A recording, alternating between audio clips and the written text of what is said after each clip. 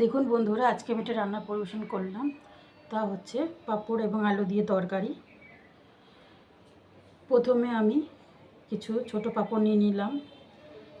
আমি গোল পাঁপড় নিয়েছি ছোট সাইজের, আপনারা চাইলে বড় পাঁপড়ও নিতে পারেন। প্রথমে আমি কড়াইতে তেল দিয়ে পাঁপড়গুলো ভেজে নিলাম।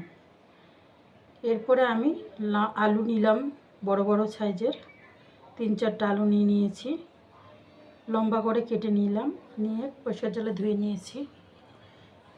কড়াইতে আমি সর্ষের তেল দিয়ে দিলাম। এর মধ্যে দিয়েছি গোটা জিরে ফোড়ন, তেজপাতা ফোড়ন, দারচিনি এক টুকরো দিয়ে দিয়েছি। আমি তেজপাতা দিয়ে দিলাম। এবার আমি আলু দিয়ে দিলাম। আলু নেড়ে চেড়ে ভেজে একটু জল দিয়ে দিলাম।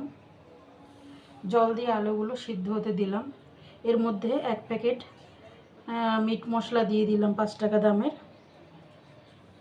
একটু লঙ্কার গুঁড়া, হলুদ, নুন, মিষ্টি দিয়ে দিলাম। তরকারিটা পুরো যখন সিদ্ধ হয়ে গেল, এর মধ্যে একটু আদা ভেজে তুলে রেখে দিয়েছিলাম, একটু ছড়িয়ে দিলাম।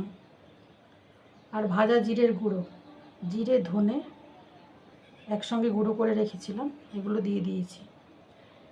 এরপরে আমি এর মধ্যে ভাজা পাঁপড়গুলো টুকরো করে দিয়ে দিলাম। দিয়ে আমি 5 মিনিট ফুটালাম। ফুটে ওঠার পরে তরকারিটা নামিয়ে নিলাম।